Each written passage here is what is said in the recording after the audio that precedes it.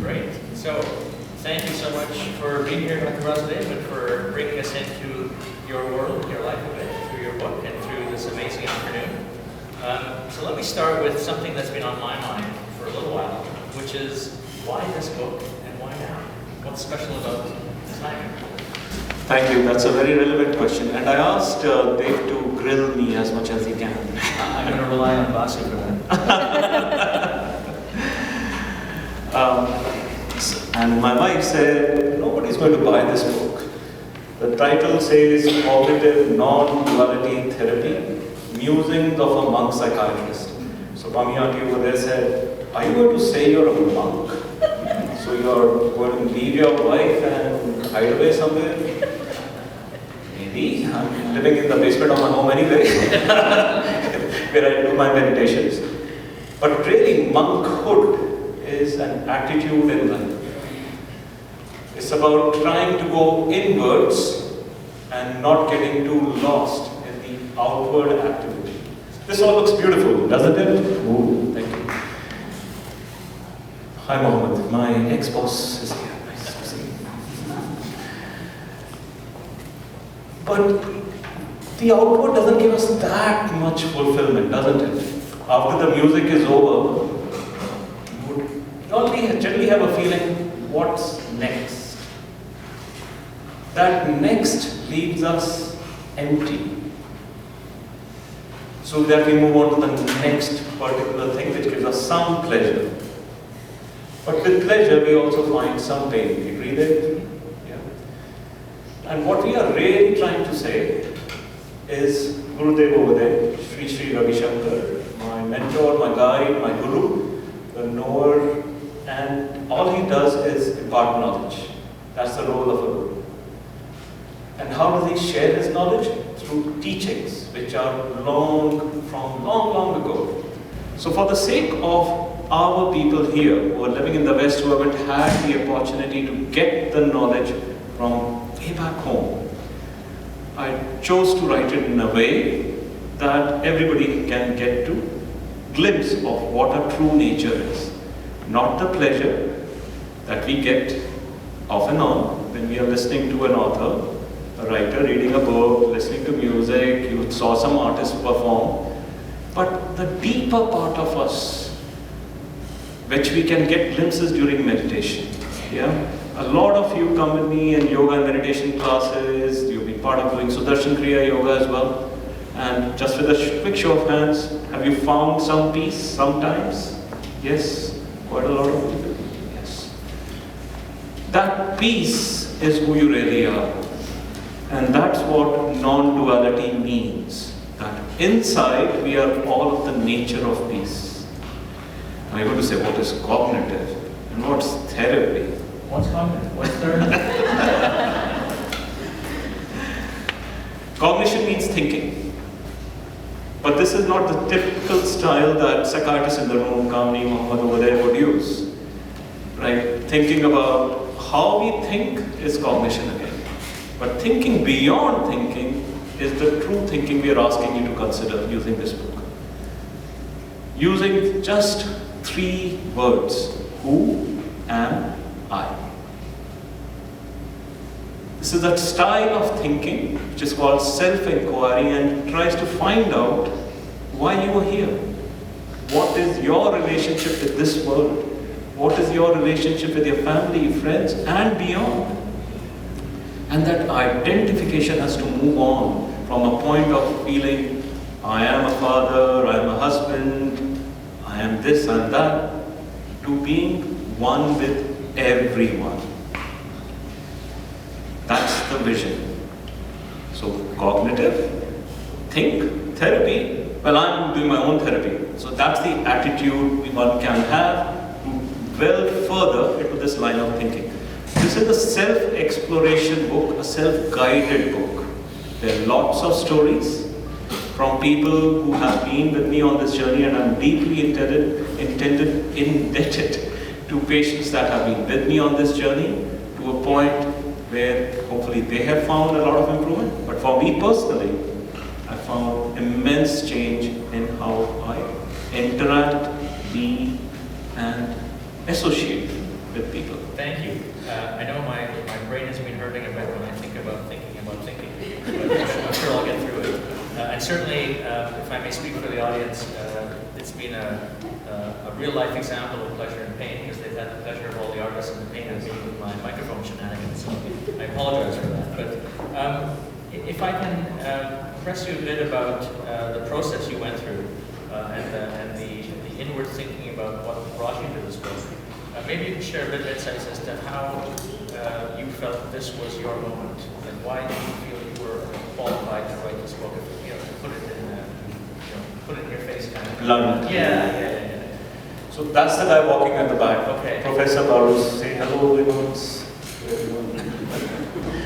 He was one of the reasons who made me write this book. Imans run the Consciousness Club at King's College, and we have had an opportunity to work with a number of research projects on meditation, higher understanding of why we are here.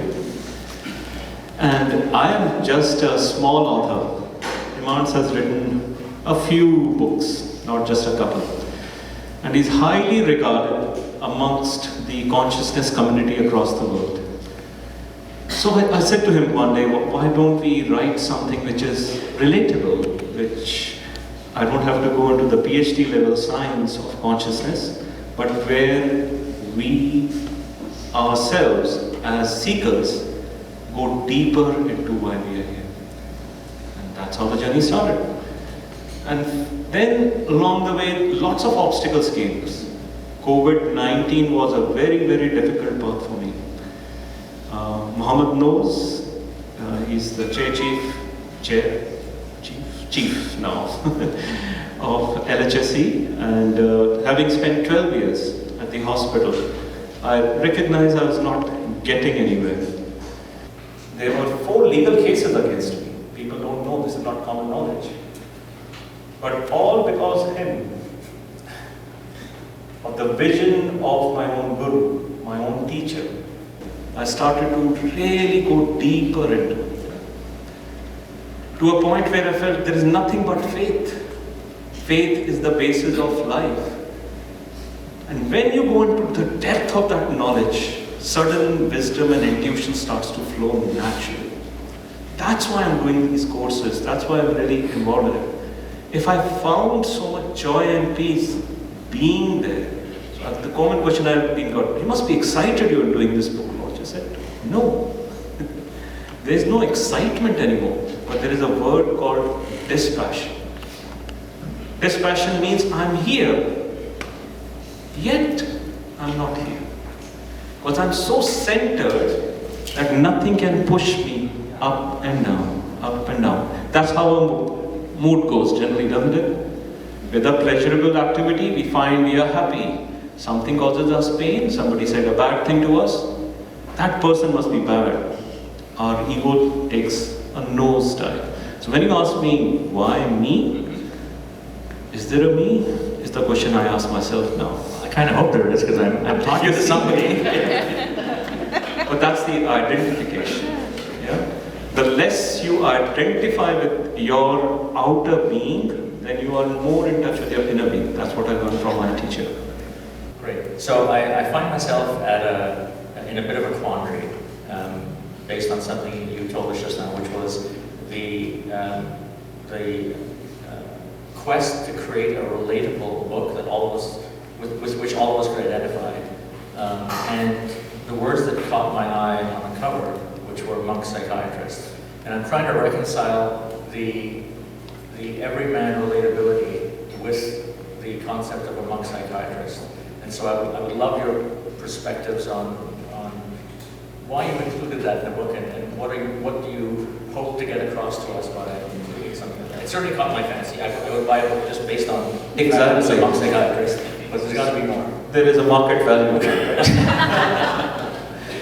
Yes, of course we need to grab somebody's attention to even think of getting a book out of the stands. It seems interesting. Then there's a doctor in front of it, then an MD. Okay, this guy must know what he's speaking about. So I'm making the people intrigued about the fact that the regular framework of psychiatry is down and dead.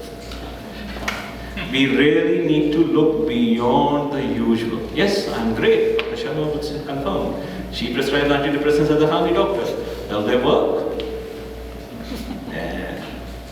30 to 40% of the time, right?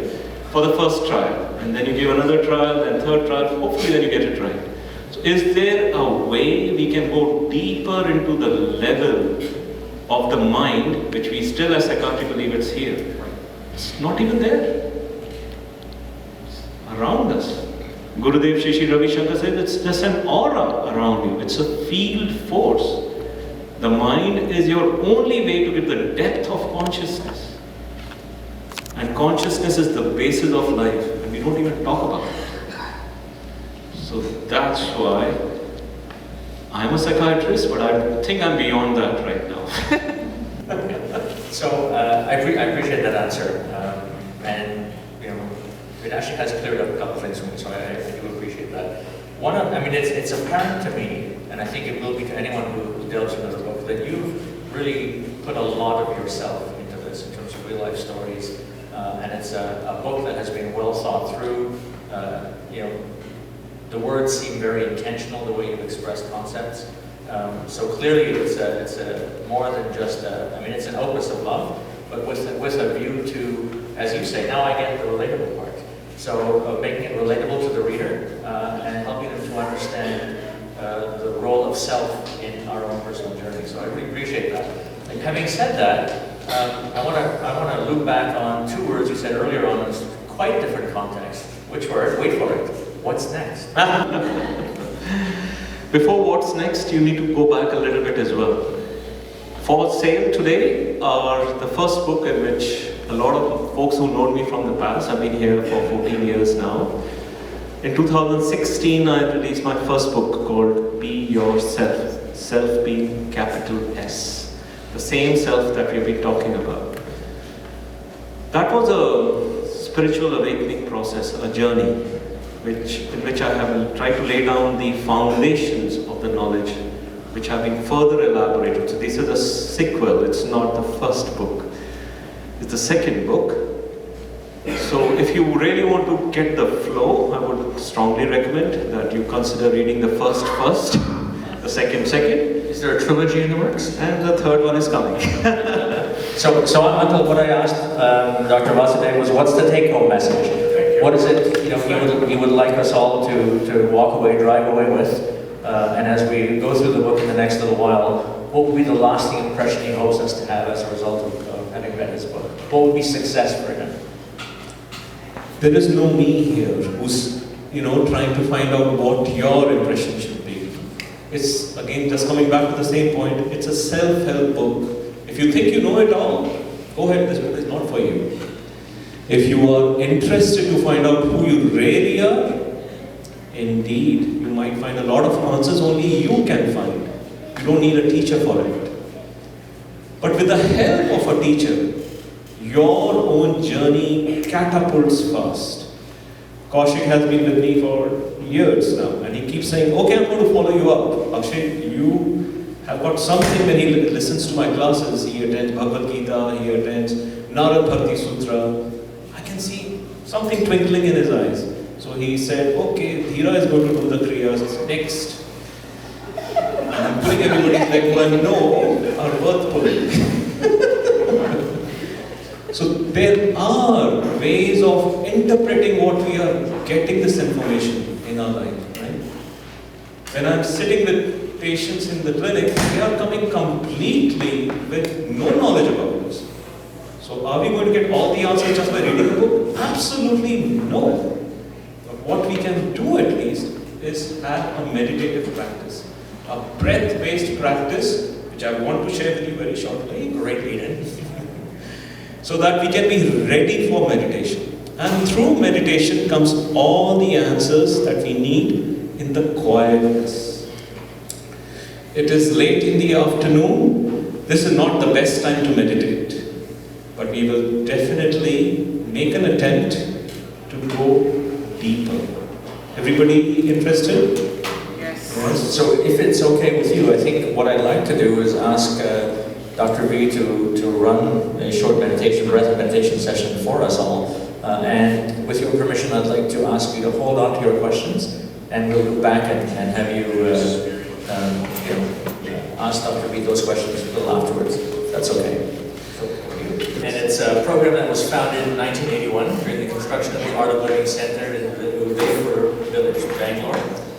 And Gurudev Sri Sri Ravi Shankar recognized the need for proper education, food, clothing, and medicine for the children of all the workers, and which led to the creation of a school providing a combination of modern, holistic education to children from rural communities.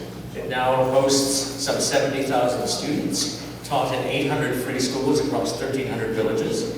And your dollar donations obviously will help transform many new students' lives and lead them to becoming not only contributing members of society, but often acting as inspiration to many more budding youths and students. So an incredibly worthwhile cause, as Dr. B has already mentioned.